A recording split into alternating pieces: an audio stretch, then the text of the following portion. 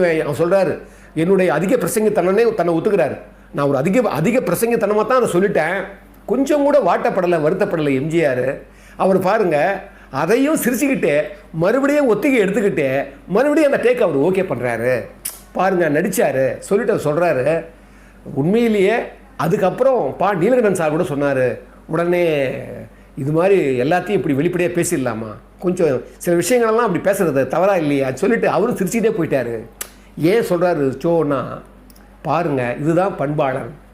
பண்பு எனப்படுவது பாடறிந்து ஒழுகுதல் அப்படின்னு ஒரு கலித்தொகையில் இந்த உலகத்தினுடைய நீதியை தெரிஞ்சுக்கிட்டு எல்லா விஷயத்திலும், அதனால்தான் பண்புடைமையில சொல்லுவார், நகல் வள்ளல் அல்லார்க்கு மா இரு ஞானம் பகலும் பார்ப்பட்டன்று இருள் அப்படிங்கிறார். அவர் என்ன சொல்றாரு, ஒரு சிரித்து பழகி நட்போடு இருக்க தெரியாதவங்களுக்கு இந்த பட்டப்பகல் வெளிச்சமாக இருக்கிற உலகம் கூட இருள் போன்றது.